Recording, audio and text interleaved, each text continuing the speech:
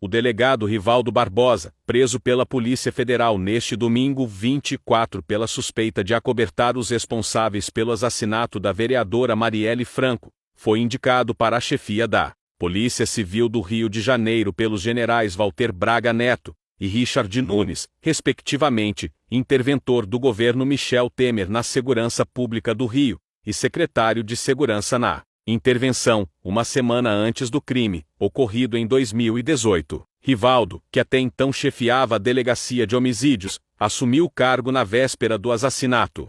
Braga Neto é investigado pelo envolvimento no suposto planejamento de um golpe de Estado para impedir a posse do presidente Luiz Inácio Lula da Silva. Barbosa entrou no radar da PF em 2019. Na ocasião, um relatório do delegado federal Leandro Almada apontava que ele deveria ser investigado pelo Ministério Público do Rio de Janeiro, pela suspeita de que teria recebido R$400 mil em propinas para atrapalhar as investigações. Foram trazidas suspeitas de suposta corrupção envolvendo servidores da Delegacia de Homicídios, especificamente sobre o então chefe da Polícia Civil, Rivaldo Barbosa, e servidores a ele relacionados, notadamente chefes da equipe de investigação da Delegacia de Homicídios, diz um trecho do relatório, de acordo com a coluna do jornalista Lauro Jardim, de O Globo.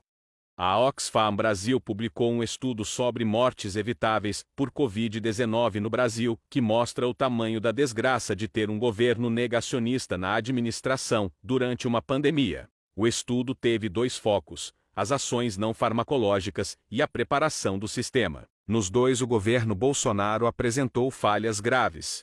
No caso das ações não farmacológicas, o governo Bolsonaro agiu no sentido contrário do que deveria ser feito, como o fechamento provisório de atividades econômicas, distanciamento físico e limitação de aglomerações, redução da mobilidade e uso de máscaras. Também falhou na preparação do sistema de saúde para o atendimento à população, trocando de ministros e colocando um general que nada entendia do assunto à frente do ministério, o hoje deputado federal General Pazuello. As conclusões do estudo são assustadoras e revelam o crime que foi cometido contra a população. 120 mil mortes por Covid-19 e mais 305 mil mortes em relação ao normal no período, o que significa que muitos desses 305 mil podem ter morrido de Covid-19, mas sem o diagnóstico. Outros morreram por falta de atendimento, já que os casos de Covid-19 lotaram hospitais e exauriram as equipes médicas.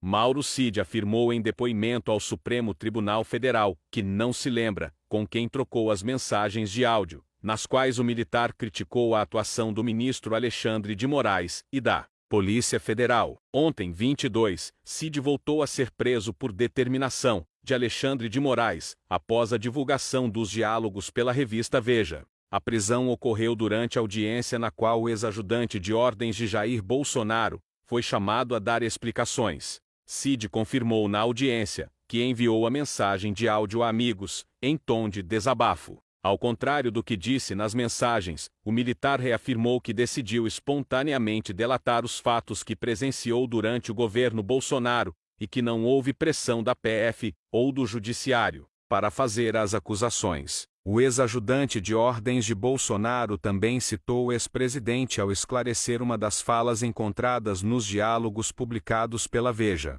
Em um dos trechos, Cid afirmou que pessoas se deram bem e ficaram milionárias ao se queixar da falta de apoio. Estava falando do presidente Jair Bolsonaro, que ganhou Pix aos generais que estão envolvidos na investigação e estão na reserva, e no caso próprio perdeu todo. A carreira está desabando. Os amigos o tratam como leproso, com medo de se prejudicar.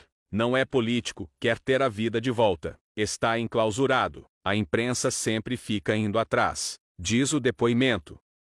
Novas revelações surgem no caso Marielle Franco, a partir de registros do Disque Denúncia do Rio de Janeiro, apontando o envolvimento de Robson Calisto, assessor de Domingos Brazão, na Alerj, e no Tribunal de Contas do Rio, com atividades de milicianos. De acordo com informações anônimas fornecidas à Polícia do Rio, Robson Calisto, conhecido como Peixe, era intermediário entre os Brazão e o Rony Lessa, o assassino da vereadora Marielle Franco. Relatos indicam que Robson era avistado regularmente em uma igreja evangélica do pastor Silas Malafaia próxima ao PP da Taquara, recebendo dinheiro arrecadado na região para a milícia, nos dias 15 e 30 de cada mês. Além disso, denúncias sugerem que Robson atuava como segurança informal de Domingos Brazão, estando frequentemente armado. A Procuradoria-Geral da República afirmou que Robson Calixto acompanhava Domingos Inácio Brazão em atividades relacionadas às milícias e ao controle territorial sobre loteamentos ilegais, o que corrobora a suspeita de seu envolvimento como intermediário em práticas ilícitas. Por determinação de Alexandre de Moraes, Robson foi alvo de busca e apreensão. O envolvimento de Robson Calixto, assessor de Domingos Brazão, lançou-lo sobre mais investigações de possíveis ligações entre políticos e milicianos no Rio de Janeiro.